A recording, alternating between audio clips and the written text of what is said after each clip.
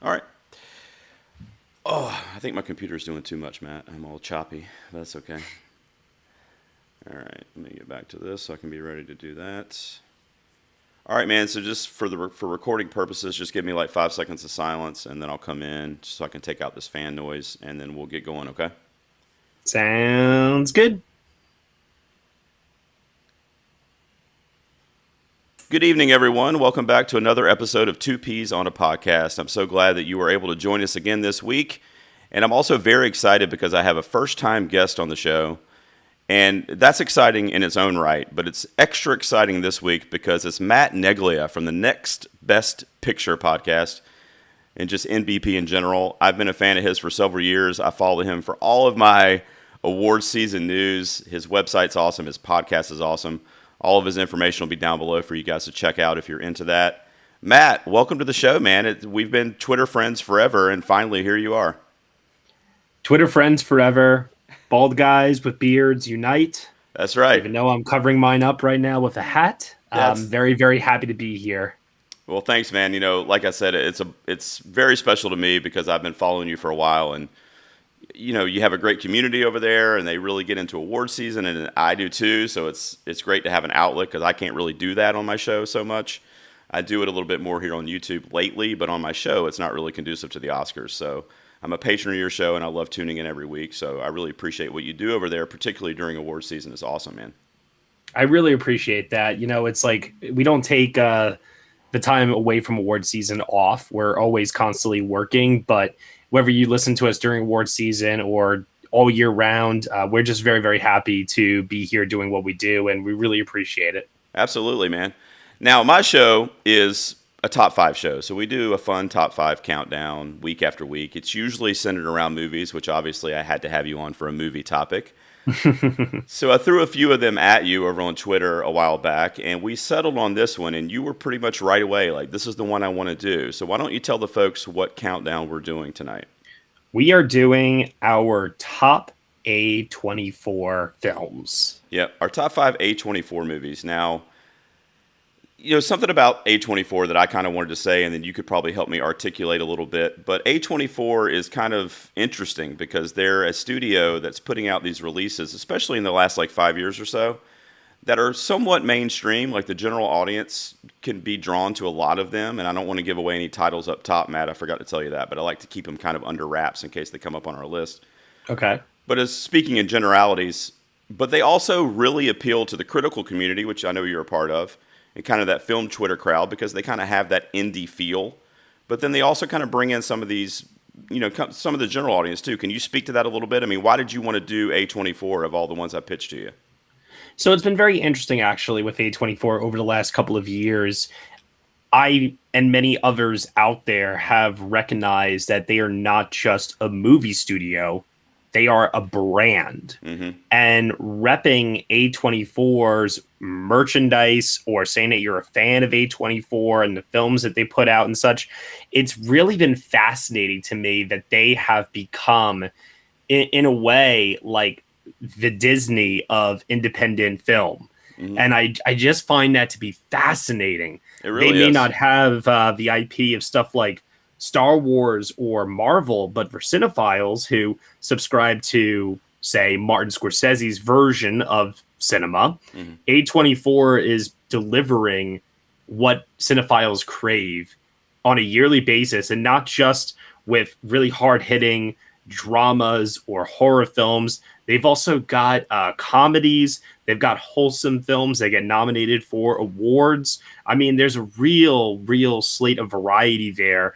And every year it feels like they just are tailor finding or making in-house the right kinds of films that cater to their audience. And it's I just can't get enough of it. I really hope they never ever undergo a new form of like direction or management of any kind. Just stay the course. Just stay the course. Well, it's funny. It's funny you mentioned that because I guess some of the skepticism or criticism, I should say, that they come under sometime is during award season because Yeah. they don't get a lot of love, especially from the Academy. I mean, again, I don't like to give away any titles, but there's been some projects in the last few years that are easily in my top 5, top 10 of the year, but they're just like not even on the radar for the Academy. Why do you think that is? Is that just kind kind of like a marketing thing or what? Yeah, I mean, there's always a multitude of different factors. To say that it boils down to one thing is never actually accurate, in my opinion. But I mean, you had one of their titles last year be a Best Picture nominee and get multiple Oscars, including a win. And every year, it does feel like they have contenders that could get there. The reality of the situation is that they are still a very small studio, and they are not Warner Brothers, Disney, Right. Universal. They don't have the same level of finances Right. to push everything as hard as they possibly could. They have to be very strategic about what it is that they're doing. And some years it is more worth it to go harder than others. And in the long run, yes, awards are all a marketing ploy to get people to see your work ultimately. I'm not in charge of their return on investment. I can't quantify for you if the money that they spend to do all that promotional work is something that they are indeed getting back or not. I don't know. Right. What I do know is that their fan base is extremely passionate. And some people, as soon as they see that logo on a trailer, they're in. That's it. They don't even need to see anything else. I'm one of those people. I don't know if you are, but I love A24. You I didn't expect to hear you say it tonight, but you were talking about wearing their merch earlier. I have an A24 T-shirt that my daughter got me, and it's one of my favorite T-shirts. So I am a fan, and I really do kind of carry the torch for that brand. And I'll talk a little bit about why when we get into some of our picks, because there's some of my favorite movies of the last 10 years or so. Now, we're releasing this episode. I'm kind of doing it strategically to coincide with the release of The Green Knight, which, of course, is coming up from A24. It's a film that won't be eligible for the list we're doing because, right? I don't think you've seen it, or have you? You haven't seen it. Oh, no. Oh, God. Okay. All right. Well, I didn't I'm playing. I'll be honest. I haven't seen it yet. Okay. All right. I mean, I never know with Matt Neglia. If I say stuff like that and people watch this, they're going to hound me for information, and I just don't need that. So coming clean, I haven't seen it. All right. So that one won't be eligible for those lists, but I assume your excitement level is pretty high for that one. What do you think about the upcoming Green Knight? Oh, it's very, very high. As someone who really loves the medieval or even medieval fantasy, like epic, I've been craving that kind of material since Game of Thrones ended and obviously left a sour taste in a lot of people's mouths. So I've been waiting for that genre to make some form of a comeback in a way. And while there have been like properties on television and stuff that have tried to replicate Thrones' success in terms of adult like medieval epic like entertainment, this is something that I think is going to, if nothing else, like if it doesn't work from a story standpoint or anything else, it visually looks like a feast for the eyes. And that is something that like I was saying before, it's like, how can you not be excited when you watch that trailer? I was excited by the talking fox. That was enough for me. That was great. I saw that fox talked, and I was like, I'm in. That was great. And the Green Knight himself with the decapitation and all that in the beginning, I didn't expect to see that level in the trailer either, because it wasn't a red band trailer. So I was like, I'm in for this. I mean, I was anyway, but it really hyped me up even more than I already was, especially having to wait for it for so many extra months.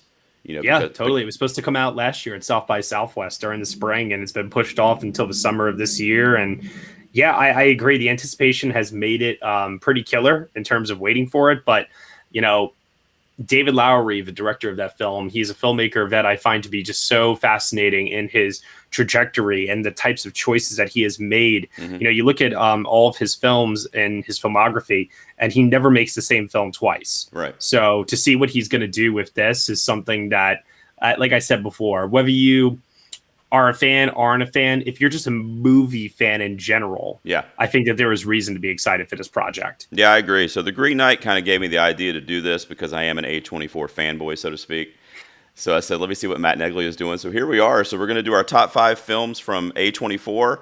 And if there's any crossover, Matt, that's okay. I don't know that I could really change my list, my 5 at least. I do have some honorable mentions just because I love them so much. And was it easy for you to come up with this list, or was it kind of a brainstorm session for you? No. It was Are you hard. kidding me? This was terrible. I mean, you asked me to do this, and man, I had almost a panic attack just trying to go through everything. Oh, God. Well, let's see what direction we went in, man. I'm going to let you go first. What is your number 5 film from A24? Okay. See, even starting off, like once I say it, it's real. Yeah, and I right. can't take it It's back. recorded, man. I'm recording here, so. So just to be very clear, this is ebb and flow. It's top 5 for this list today. It could change. Sure. It's really, really tough. They have so many great titles. I'm telling you, there's rarely a year that they've been around that one of their films has not made it into my top 10. So, all right, number 5. I'm starting us off on a high note here. I'm starting off with the 2016 Best Picture winner, Barry Jenkins' Moonlight. Good one. I'm surprised it's this low, but with that being said, it's in my honorable mentions. It didn't quite crack my top 5. Talk a little bit about Moonlight. I love this movie. Yeah, so this is a film that has grown on me significantly with every single subsequent rewatch that I have of it. I think it's something that I appreciate more and more as I get older, not just in terms of its place within cinema history, being a Best Picture winner, because that in itself is hugely significant, just in terms of telling LGBTQ stories, Black cinema, and also, too, just Barry Jenkins, really, his unbelievable rise. You know, his previous film before this, Medicine for Melancholy, like no one really knew who Barry Jenkins was, right? For the most part. He comes out with this film and it just took everyone by storm. I mean, everyone who watched it really just fell under its spell. In some ways, it reminds me of Boyhood to a certain extent, where with that film, you actually were watching a person age right before your eyes over the course of 12 years. But with Boyhood, there are 3 actors playing the lead character in this. But what's so unbelievable about this casting is that you always believe that it is the same person. Right. It's really incredible the way that Barry Jenkins is able to direct these 3 actors to deliver and embody the same performance of this character at different stages in his life too, as he's maturing, as he's coming to grips with who he is and his identity, his sexuality. And at the end of the day, I just find a movie that ends with a guy getting laid and being at peace with himself and who he is to be so simplistic, yet unbelievably touching. And also too, it's not just a story and the way that Barry Jenkins tells it with his sensitivity, his empathy, the way that he captures human emotion, but it also trickles down into every aspect of production. This is a guy who has such command and such vision that he is able to elicit this really breathtakingly gorgeous cinematography for such a low budget film. The score by Nicholas Britell, who has become my and many other people's favorite composer, like working today. I think that in a couple of years' time, we'll be talking about him the same way we talk about John Williams and Hans Zimmer. He's going to be the cream of the crop, in my opinion, if he keeps up the level of work that he's been cranking out these last couple of years. Everything about this film is just on fire. And that's not just the Florida setting. No, I agree, man. It's a great movie. This would have fallen right at my number 6, and it was in my top 5 there for a little while. And kind of like you, it was a little bit of torture to kind of order it, because it's 6 today, but then if I rewatch it tonight, it could be 2 or 1 tomorrow. I mean, it's just such an amazing film. And, Barry Jenkins just is a masterpiece. It's a masterpiece. There's a reason why it won Best Picture that year. So good pick. I'm surprised it's 5 for you, because I've listened to you talk about that movie, and I thought it might be a little bit higher. But did I not mention that this list was hard? It was, yeah. Now, look, man, I got to be honest, I didn't listen when you covered this on NBP, so I got to be honest, I don't really know how you feel about this movie. Ooh. And this might be a little bit of a divisive pick, because I was looking earlier, by the way, I should have mentioned at the top, but they've had 85 feature films that would be eligible for what we're doing here tonight. So of 85, quote unquote, works of art, although some of them are not that amazing, but I'm picking this one, and I just saw it. I just saw it about 6 months ago. I was finally able to. It was another project that got pushed back, and it's Saint Maud, directed by Rose Glass. Woo! Her directorial debut, and that's really why I love this movie, is because I cannot believe she has never directed a film before. It's just so beautiful. It's so haunting. It's just a character study into darkness and into, because Morfyr Clark plays this character Maud which by the way I thought she did amazing, but she plays this character that's haunted, right? She's haunted with these demons, and she's haunted with her past and tragedies that have occurred in her life, and she takes on religion and Christianity as an outlet for that, but she takes it a little bit too far, right? She's doing a lot more than just praying at night. She's really trying to be just like a prophet almost for her Lord and Savior, and it gets very dark at times, and her performance and the way the movie is shot, just the aesthetic of this film I love so much. And I did not expect for this movie to knock me on my ass like it did. I really wish I could have seen this in the theater because this is one I had to stream. I'm almost positive you've seen it, but what do you think of St. Maud? What do you think of the pick? So, fun fact, St. Maud was the last film I saw in theaters before the shutdown last year. And I went out on a limb to go see it because I knew that the shutdown was coming. I knew it could happen at any second. It was real, like, panic and fear and a lot of confusion, too. You're talking this was like the first or second week of March. I think it was like the second week of March. And by that point, you know, you didn't know if by going outside and coming into contact with a human being that you might die. Right. But this is what I was willing to sacrifice for my Lord and Savior, St. Maud. Well, that's great. No, I was glad that I saw this film because, first of all, I think Morfydd Clark just gives a breakout performance that is going to land her so many other roles now in the future because she'll forever be synonymous with this really, really troubling but deeply painted character that is someone who, for myself, as someone who grew up Catholic and had a lot of that really forced on me as a kid. I do tend to look at religious iconography and how people take religion so seriously to really, really terrifying levels to be something that I feel almost vindicated on, that I kind of turned away from it later on in life because I just couldn't condone what people throughout, not just today, but throughout all of human history have used religion in the name of. And where it takes this character, it sticks with you. I mean, to a point really where that final frame, it's not even the final shot. It's like frame. Like it's a split second. And it's just something that I still have not been able to shake since seeing it. And for that reason alone, I think a movie that lingers on in your mind like that deserves a mention for sure. Yeah, and I can't wait to see what Rose Glass does next too, because I just couldn't look away from some of the images in this film. It had such a great setting and aesthetic that really speaks to me, which will come up a little bit later here in a minute. But that's my number 5, St. Maud. What's your number 4, buddy? What do you got? Okay, number 4. I went back and forth once again, just like I did with all of these. I could totally swap out like these 5, and I could put a whole other 5 in, and it would be just as good as a list. Number 4 for me is a recent movie that just came out 2 years ago from a filmmaker who I think is going to go down as one of our all-time greats, Robert Eggers' The Lighthouse. It's a good one.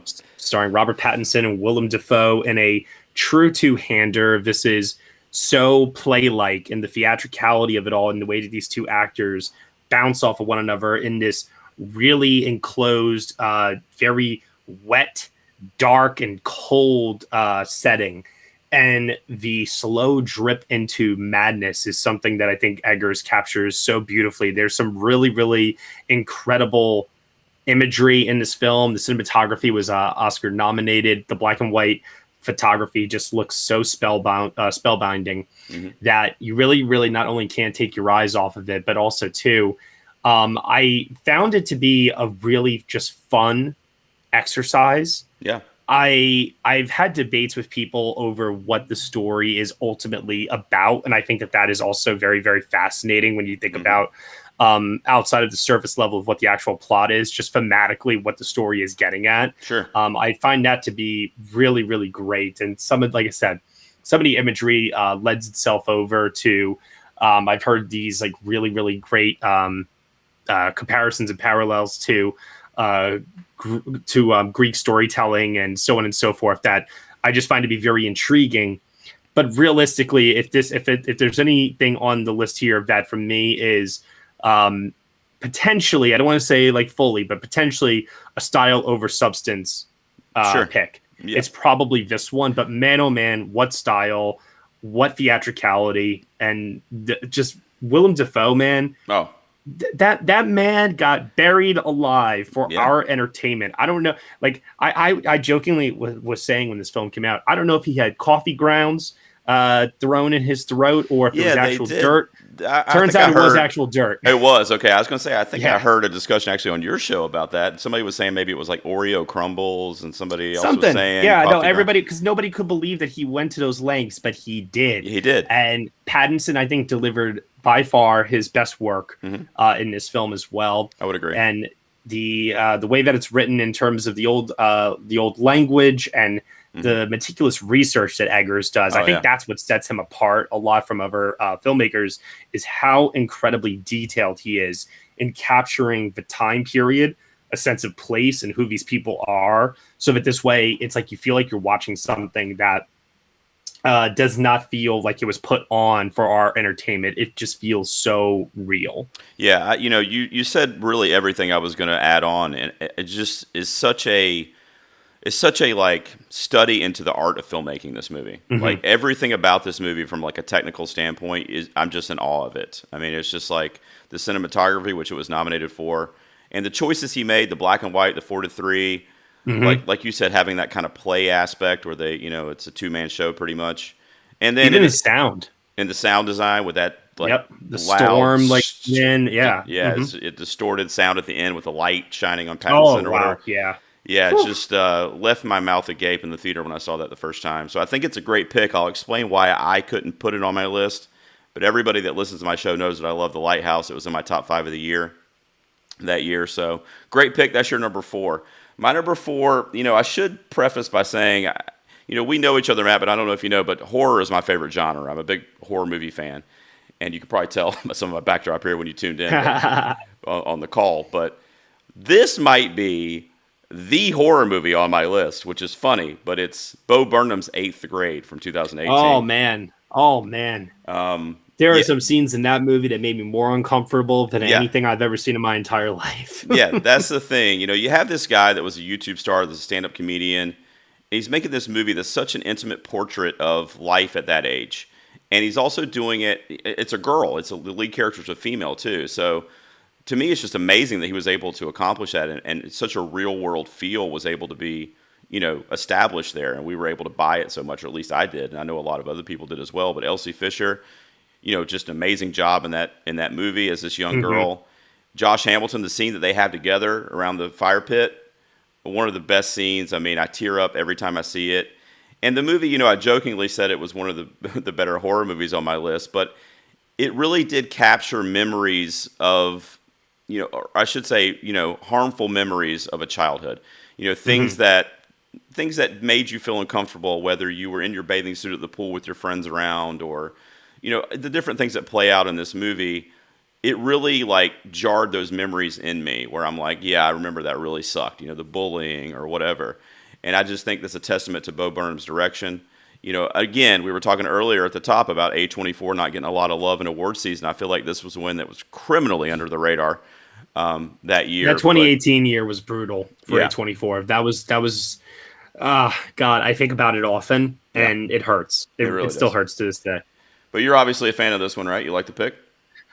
Huge fan. In my top 10 that year, I was a huge fan of Bo Burnham. Still am. Been a fan of his since he was 16 years old. His first songs, I found him on YouTube as a young kid myself, and just kind of fell in love with his style of comedy and how he blended like show tunes along with his humor and created like these just very catchy, memorable songs.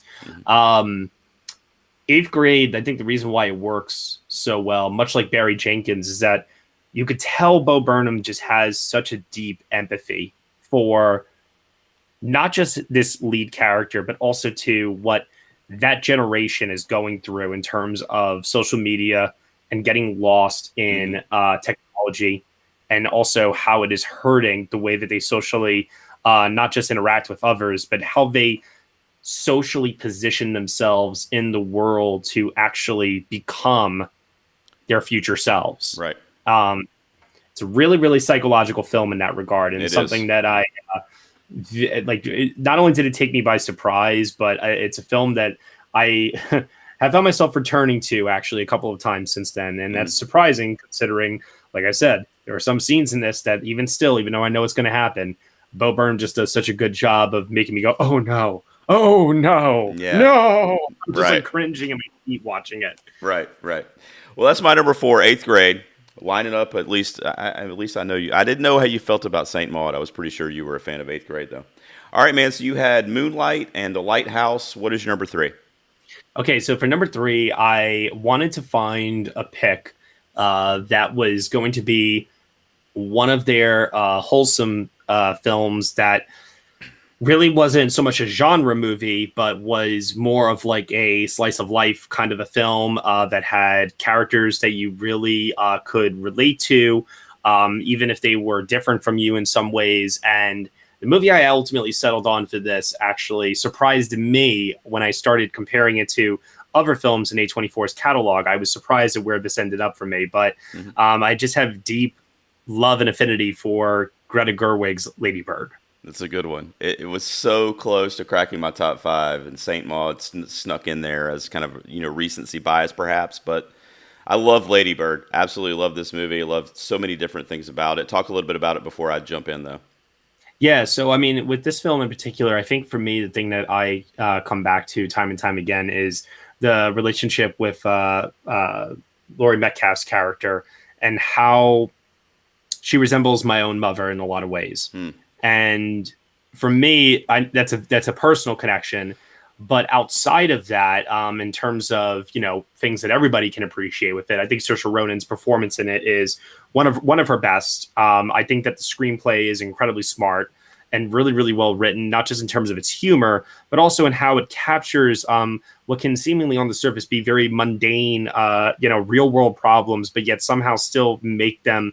I don't want to say like deeply cinematic, but in some way transfer those emotions over cinematically in a very, very subliminal way where the film almost works. It's like magic over you and you don't even realize that it's actually happening.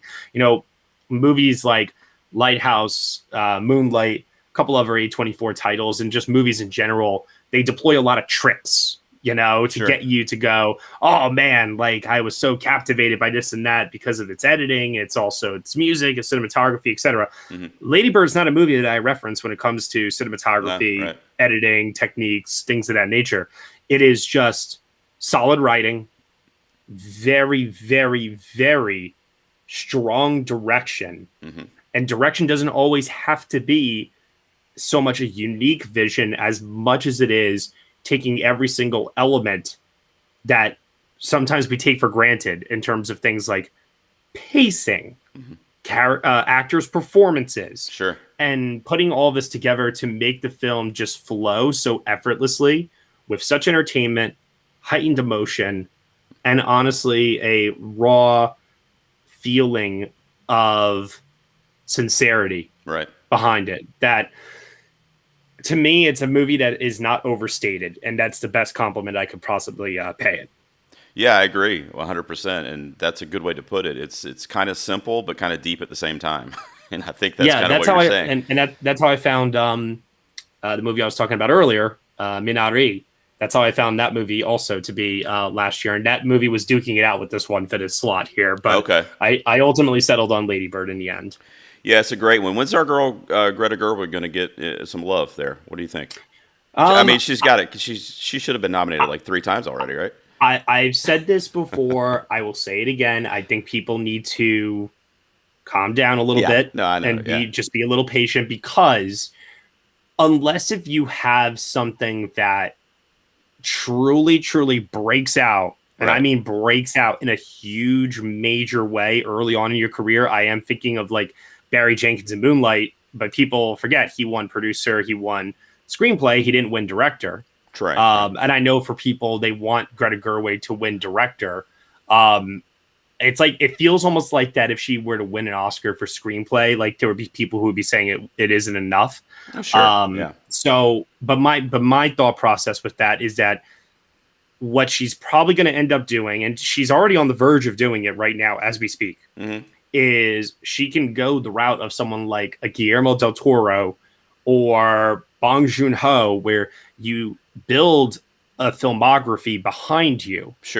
And that filmography stands as a fortress of credibility. So that this way, it's like everyone knows who you are. They may seen some of your movies here or there, and they've liked them to one degree or another. You just haven't had the one yet. You just haven't had the right timing.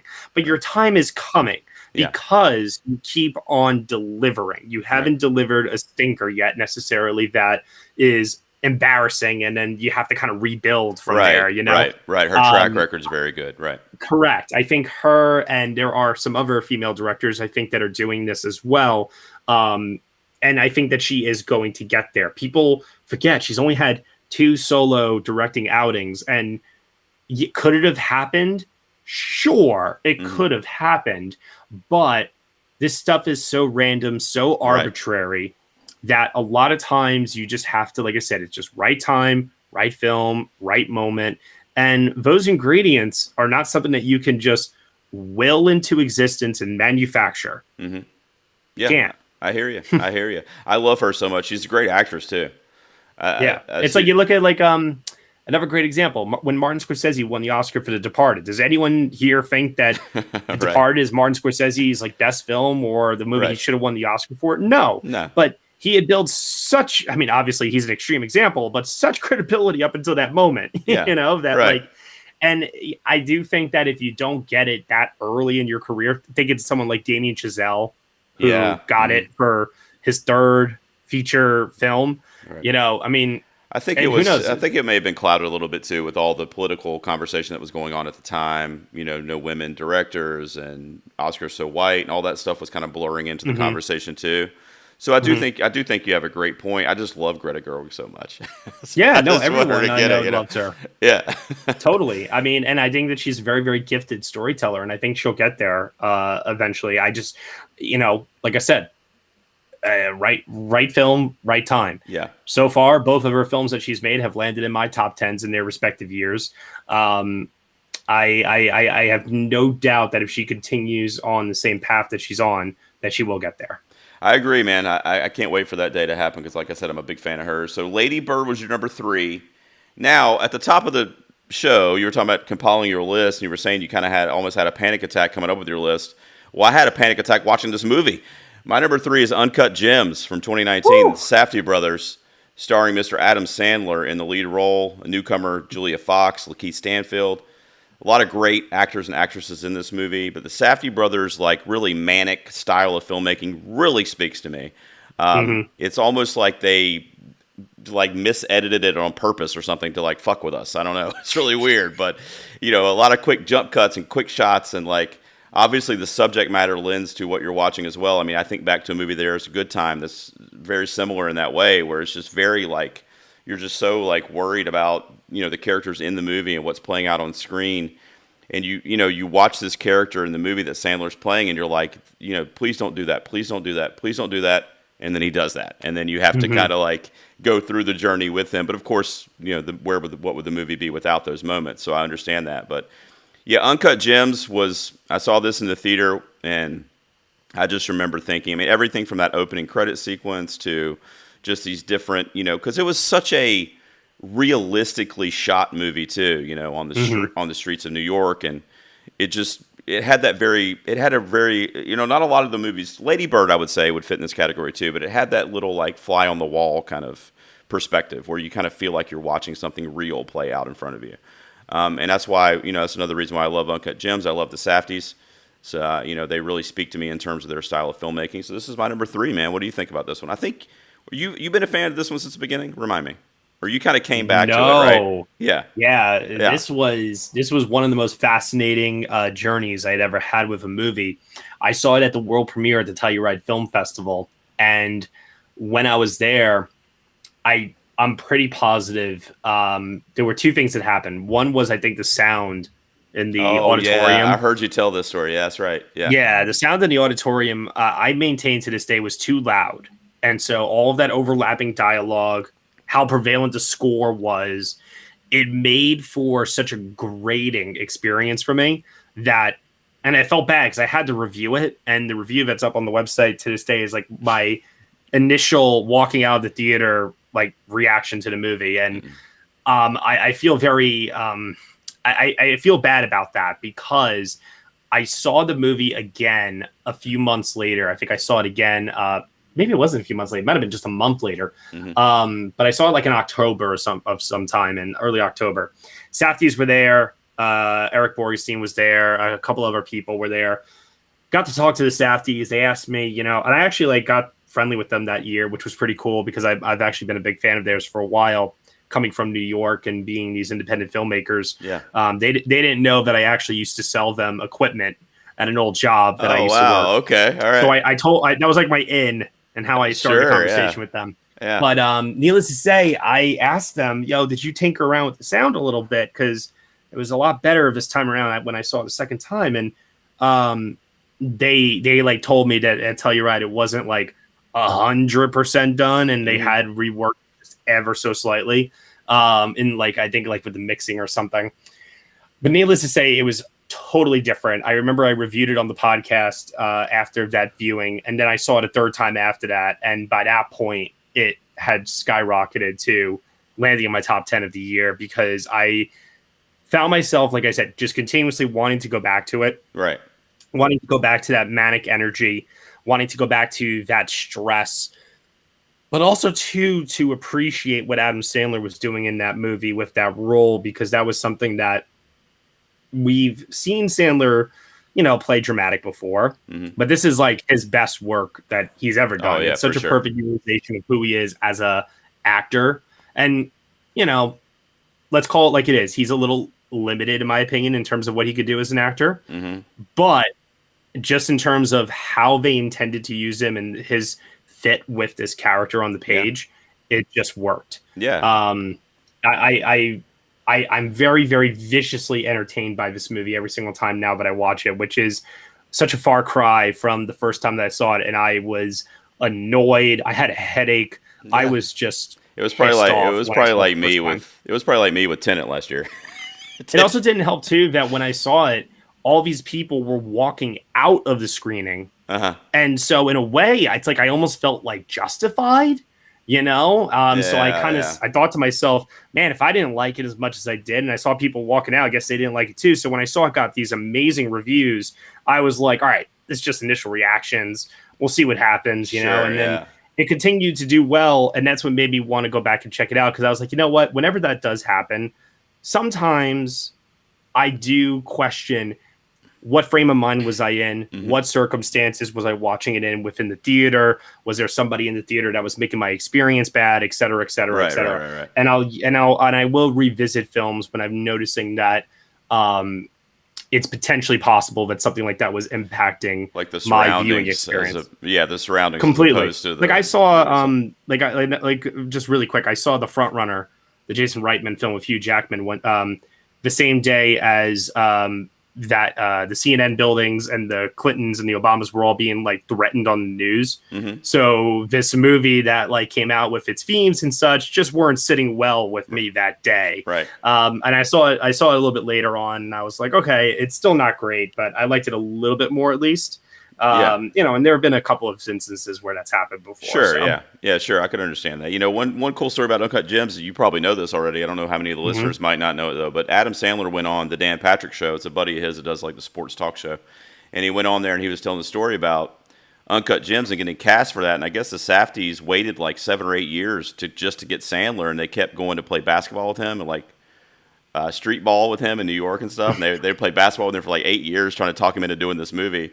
And he finally came around to doing it, and I'm so glad he did. I mean, I agree with you. I think this is his best work by a million miles. I mean, I loved him in Punch Drunk Love and a couple other things too. And then if you look at the slapstick comedy in his SNL days, I mean, that's a different bucket, but he does really well in that genre of stuff too. So I find it really funny that like however many years ago it was that they would be asking him to do this, and he's probably thinking, all right, you kids, I'm gonna go enjoy my millions, you guys go back to doing whatever it is you're doing, because he probably like literally was like, who are these two independent like filmmaker schmucks who want me, Adam Sandler, like in their movie with all my millions of dollars, and you guys aren't even going to pay me? What, you're not taking my friends to the beaches? What is this? Yeah, we're not going on a cruise ship.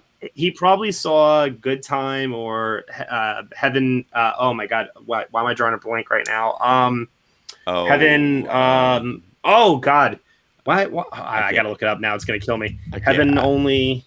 Heaven Only Knows, No. right? No, Heaven Only Knows. I can't remember Is that what it either. was called? No. Heaven Knows What, I think it was. Yes, it was Heaven Knows What. He Heaven probably Knows saw What. Heaven Knows What, and that's probably when he was like, all right, All I'll do right. it already. I'll do this. I'll do this. Exactly. So Uncut Gems, man, stress me out, but I love that movie, and I've revisited it a couple of times, and I still dig it. So that's my number 3. We're up to our runner-ups, Matt. What do you got at number 2, man? All right. Number 2 is a movie that anyone that's a longtime listener to the show has heard me talk about a million times. It's my second favorite horror movie ever made. And it is a movie that I went out of my way to champion rigorously the year that it came out in hopes that I could get its lead actress, a Best Actress nomination, and I failed. It is Ari Aster's feature debut film, Hereditary. Well, we can talk about it and have a love fest because that's my number 2 as well. So What? Look at that. yeah, so that's also my number 2. So yeah, you go I was first. wondering You go when first, we were man. going to have A some little overlap crossover, right? Yeah, A24 Yeah. done so much good stuff. But yeah, my top 2 were quote unquote horror. So this is my number 2 as well. What do you want to say about Hereditary before I jump in? I just want to say that I'm not a big fan of the horror genre like you are. But what this movie did for me and what this movie was able to communicate within the horror genre, I think is more terrifying than any standard horror 101 trick in terms of a jump scare or whatever tool a filmmaker can use in his arsenal to convey aspects of what we typically associate with the horror genre, because the pain and grief and trauma that Toni Collette's character endures in this movie is something that we can all, hopefully not on a first-hand level, but hopefully we can all identify and empathize with.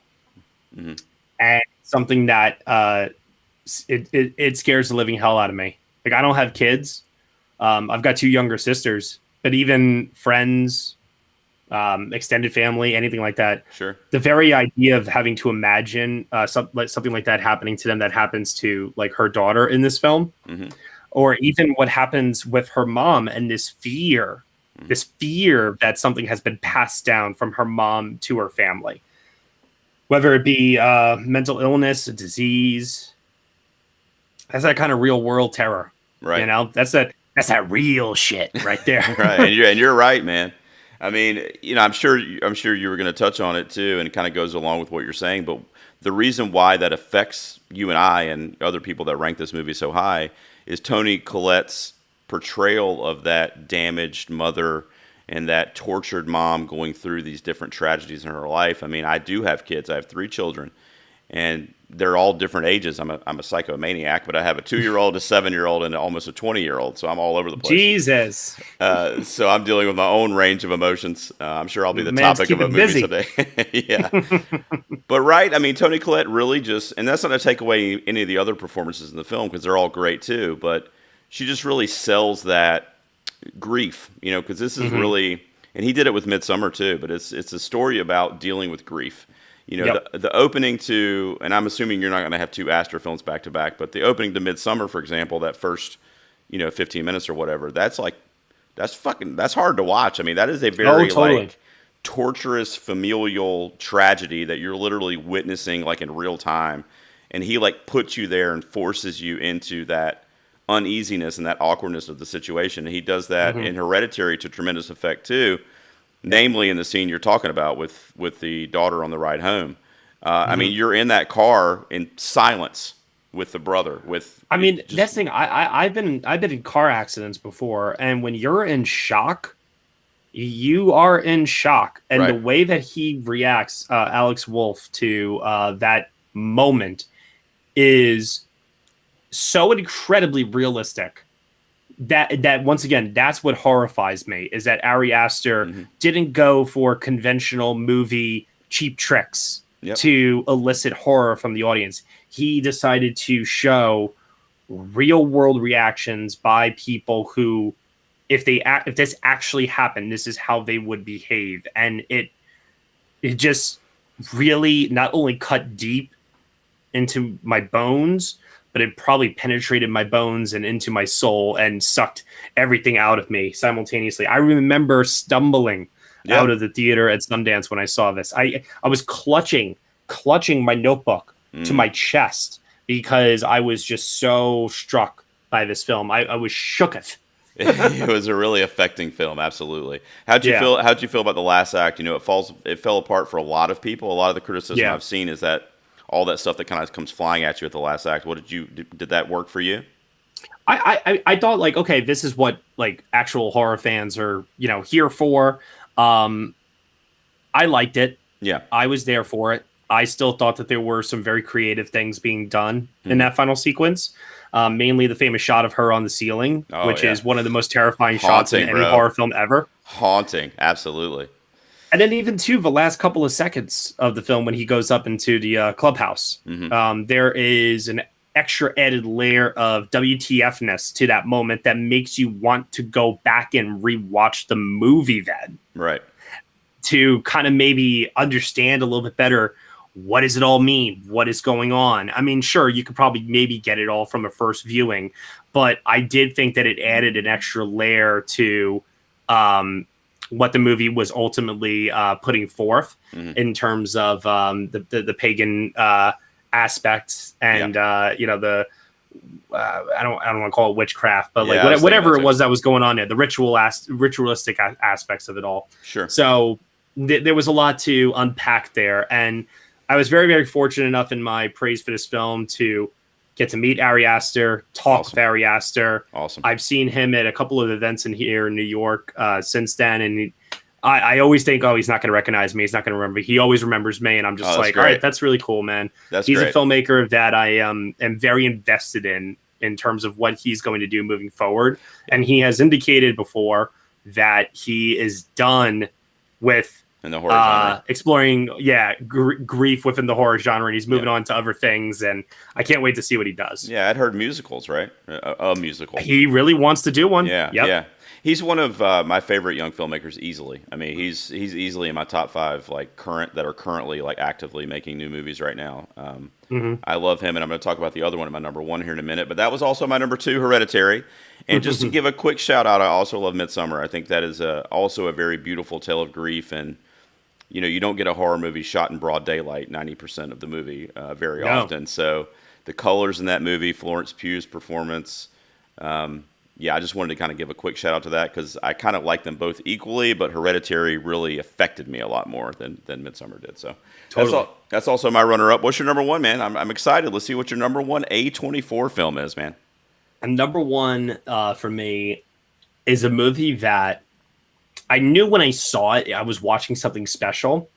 I don't think I fully appreciated it the first time I saw it. Subsequent viewing since then has led me to realize that this is a flat out 10 out of 10 masterpiece. Maybe one of the greatest films of all time.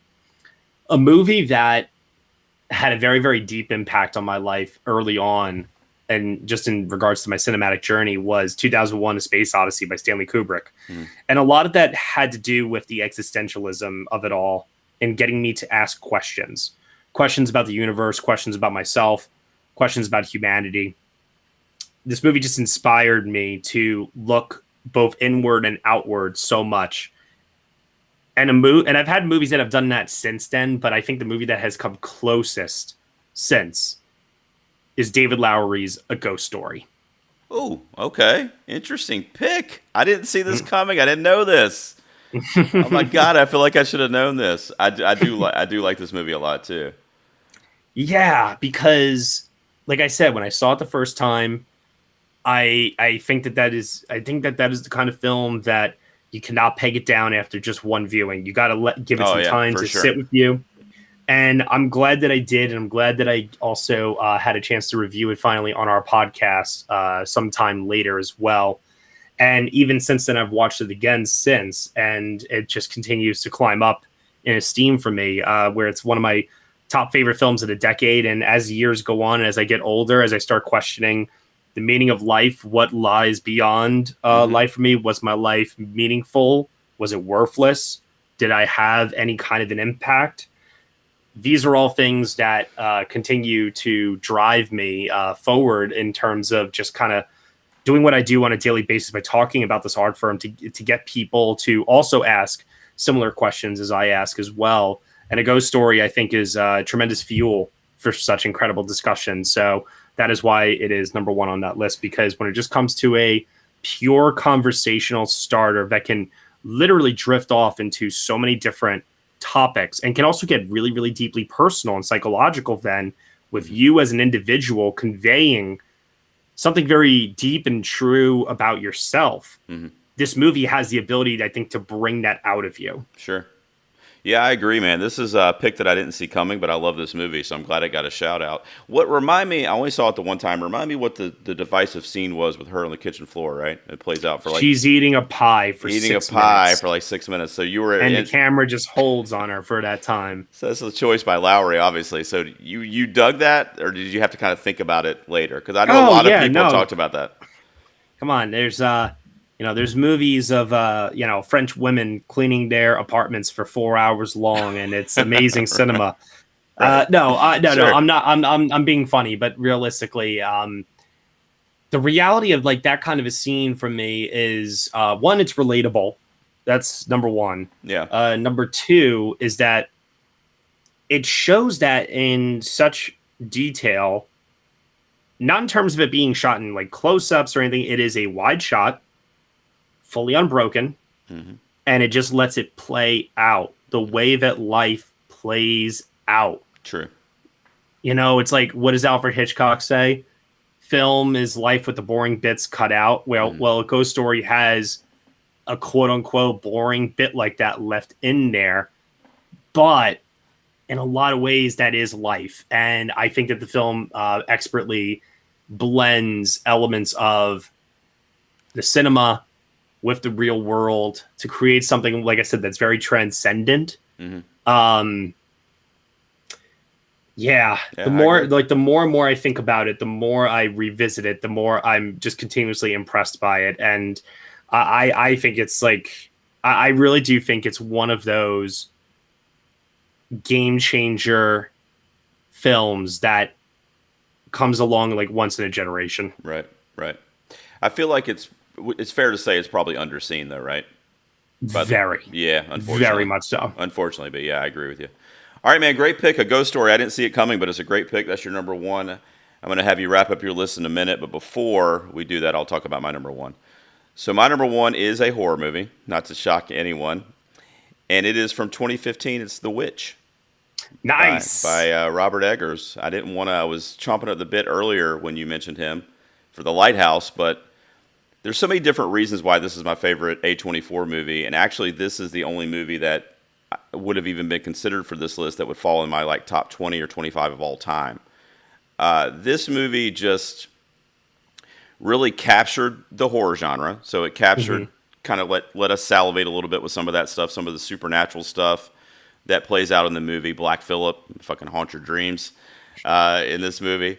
Anya Taylor-Joy, who I fucking almost fainted today when I saw her in Last Night in Soho trailer. I can't wait to see that. But was great in The Queen's Gambit, and really everything she's done, she's great in. And this is kind of her semi-introduction, at least thematically, to the world, cinematically. And what I've always said about this movie, or what I thought of, is it's kind of like The Shining in colonial New England. So we get to witness this family dealing with the tragedy again. So we have an element of grief built in here. And we get to kind of just witness the descent into what we ultimately see in the last act of the movie with, like I said, Black Phillip and a lot of other things that befall this family as it plays out. And the aura of madness and the environment of insanity that Eggers creates in this film, and just like his dedication to that. I mean, the same thing can be said for The Lighthouse. We didn't mention it, but like when the foghorn's going off every like 5 minutes and it just keeps going off the whole movie, it's like it gets to a point 2/3 of the way through and you're like, is that going off, or do I just fucking hear it in my head? So The Witch does it too, where you kind of feel like you're losing grip with reality with the characters in the movie. And Eggers, in both of his features, has really made me feel that way as a viewer. This one also really sticks with me, Matt, as an anecdotal story, but I saw this on a business trip on my iPad in a dark hotel room, and it was a hotel room in Salem, Massachusetts. We were there for October. My boss took us there for like this conference or whatever over the Halloween season. And that was when I saw it for the first time in a dark hotel room in Salem. So that kind of fucked with me a little bit too, I think. Oh boy. Kind of spoke to me in a meta way. But I love this movie. One of my patrons actually just anonymously sent me a poster for this movie, and I haven't had a chance to put it on the wall behind me yet. But they know I love it. But yeah, I just describe this as The Shining in colonial New England, and it's a really kind of fucked up, intimate family story that has all these kind of like horrific supernatural elements floating around in the backdrop. It's beautifully shot.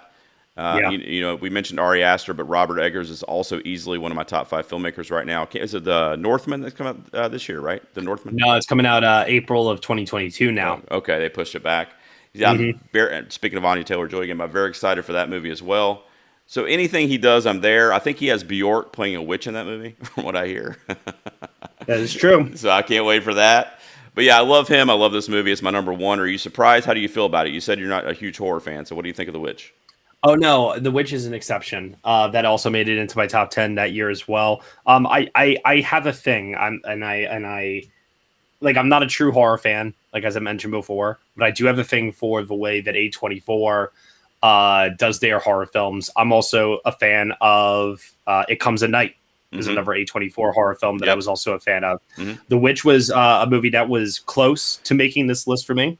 I ultimately went with The Lighthouse above it because when I looked at my top 10s for the respective years that those two came out, I had The Lighthouse ranked a bit higher than I did with The Witch. And so but I still do love The Witch. It introduced us to Anya Taylor-Joy, as you mentioned before. Yep. I think that some of the imagery in that film and some of the scenes are truly breathtaking, and the way that it depicts horror in a period setting, not horror in a modern setting, but for a period.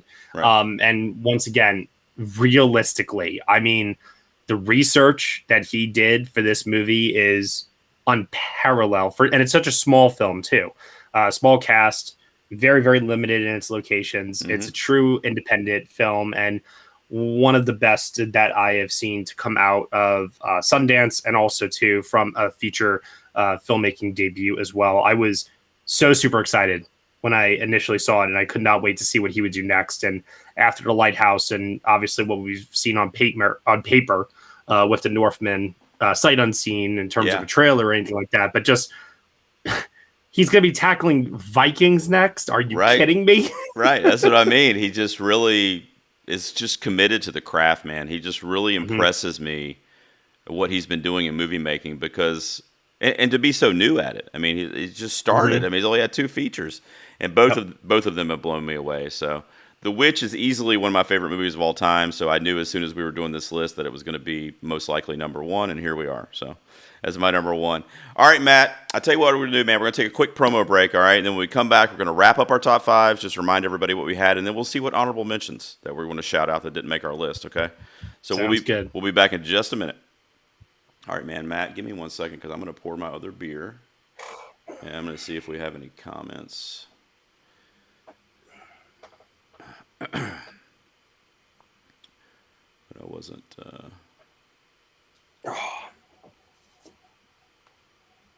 have to go back and see it on the stream.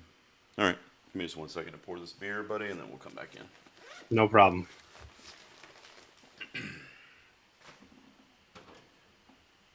Surprised me with the ghost story, man, but I like that. Yeah, dude, it surprised me. You know, that's like the power of A24 films, is that they surprise you on rewatches. Hell yeah. I meant to tell you we have to be friends in person now that you're meeting all these directors and stuff. I forgot to tell you. You got to bring me out of the parties, man. All right, let me go back here, and then we'll be good to go. All right, let me come right back in, and then I'll have you wrap up your list, and then just give your honorables, okay? Okay, you got it. All right, guys, welcome back. As I said pre-break, we're going to go through some honorable mentions here for our favorite from the A24 catalog. Matt Neglia is here from Next Best Picture. It's a little bit of a tongue twister for me, Matt, every time. Just say MVP, I guess. Well, he's here, man. It was a great conversation. Real quick, man, why don't you just remind everybody what your top 5 was? Okay, so at number 5, I had Moonlight. Number 4 was The Lighthouse. Number 3, Lady Bird. 2, Hereditary. And 1, A Ghost Story. I love it, man. Great list. My number 5 was Saint Maud. My number 4 was Eighth Grade. Number 3 was Uncut Gems. My number 2 was Hereditary, and my number 1 was The Witch from 2015. Now, before we go on and wrap up the episode, Matt, I wanted to see what honorable mentions you had. I like to limit myself to 5, so I have 5 more movies here. What about you, man? What did you want to shout out to round out your top 10? Jesus Christ. Okay, top 5 honorable mentions. Wow. Okay. Did it have to be like in order or? Nah, I mean I do mine in order, but absolutely not. Just whatever you're comfortable with, man. Okay, fine. Number 5, I will go with all right, number 5 I'll say is The Witch. You mean as in 10? So you're going back. Okay. Correct. All right. Yeah. Okay. All right. The Witch. Number 10 is The Witch. All right. Number 9 is and here's the problem is that I probably should have had 5 sitting here, but instead I have like 10. So I'm just like, you're okay, trying to this pick one, them this out. one, that one, and I'm knocking them out. Yeah. So number 5 is The Witch. Number 4, I will say is Room. All right. Good one. Number 3 is The Lobster. Ooh, okay. Number 2 is Jesus Christ. Yeah, you don't want to leave any out, right? No, but I am going to leave one out. Torture. I'm going to leave one out just because it came out last year. I am going to leave off Minari for now, just to see how it does on rewatches over the next year or so. And I'll say number 2, Uncut Gems. Number 1, Eighth Grade. All right. So I'll go backwards too. So my 10 would have been First Reformed with Ethan Hawke. Not the best time to be a Paul Schrader fan right now. I know, and I considered that. Hey, I get it. That movie is pretty phenomenal. Yeah, the last scene alone is just sticks. We were talking about sticking with you. It stuck with me ever since I saw it. So, but yeah, you're right. my number 9 would have been Lady Bird, which you mentioned. My number 8 would have been Ex Machina. Good choice. Yep. And then 7 would have been Minari for me. So it was one of my favorite films of the year last year. It probably would have been like my 2 or 3 last year. I'm like you, by the way, the 2 biggest Promising Young Woman fans in the world. We're sitting here together on this call, but like you, I championed no movie more than Promising Young Woman last year. But Minari was probably a close second for me in terms of the Oscar-nominated films, at least. And then my number 6, or what would have been my number 6, you already mentioned as well, which was Moonlight. So I think we already mentioned that's a Barry Jenkins masterpiece. So that would have been the 10 films that I would have mentioned this evening for A24. All right, Matt Neglia, I'm a big fan of yours, man. I'm a patron of your show, and it's a thrill for me to finally get you on the 2P show, man, to do a top 5 with me, and hopefully I had to grab you after award season, because I know once the award season kicks up, forget it. So I'm like, let me see what he's doing in, June or whatever. So here we are. I joke around with my family all the time. Do not bother me from September until February. I am unavailable. That's right, man. But it means a lot to me for you coming on for this co-hosting gig, and I love A24, so it was cool to get your perspective on some of these movies too. I know probably the whole world knows, but why don't you just tell them about Next Best Picture and where they can find you, man? Yeah, so Next Best Picture really is an awards website that not only tracks film awards, but we're a bunch of film lovers in general. So we're, in theory, looking for the Next Best Picture Oscar winner, but really what we're looking for is the Next Best Picture, aka what's going to be the next best movie that's going to be right around the corner for us. So that could be from any genre. We do not discriminate. We will cover the large blockbusters as well as the award season contenders all year long. So that's what we do over at Next Best Picture. We do this through written reviews, blog posts, articles, interviews with cast and crew, and of course our podcast where we do movie reviews, interviews with cast and crew, and we have a weekly talk show as well every Sunday where we just discuss the latest of what's going on in the industry. We gauge the community. We talk about polls that they've been voting on, and it just serves as great discussion for all of us on a weekly basis where we never have we're never wanting for content to talk about, which is very, very nice. Right. So it's listed everywhere at nextbestpicture.com. All of the social media is under Next Best Picture. And I would appreciate if people gave us a look, You don't, no commitment or anything. Just Absolutely, drop man. in. Say hello. Look, guys, I mean, any regular listeners of my show, they know I'm obsessed with the Oscars and with award season in general, and really just with movies, period. But I really get into it, and that's the first place I go is Next Best Picture. So I'll put all the information in the show notes format, but I hope you guys look them up and check them out, especially if you're a film lover, if you're into award season, and even if not, because they're going to cover everything. So go check them out. Green Knight's coming up shortly after this. I'm sure there'll be something out there for the Green Knight and all the other movies that you'll be hearing about in the future. So, Matt, it means a lot that you came on, man. I really appreciate it. Hopefully I'll talk to you soon, okay? Absolutely. You as well. Thank you so much for having me here. All right, guys. We will be back next week, and we will have another top 5 and another P on the pod. Everybody take care. All right, man. Let me stop my Audacity recording. You can stop yours. Done. All right, brother. Hope you enjoyed that. Yeah, dude, that was an awesome conversation. It really was, man. I was intrigued by your list, and I'm glad we matched up on Hereditary. I didn't know if you'd have any horror over there, so that was cool. What email am I sending this over to? I'll the one I dropped in the chat for you earlier. It's just 2peasonapod at Gmail. You still have it, or do you want me to put it back in there? Yep, I got it here. All right, cool. All right, man. I'm gonna let you go, but thanks so much for doing it, brother. Yeah, dude, that was a lot of fun, and I really, really appreciate the time. And that was a good time. Really, truly.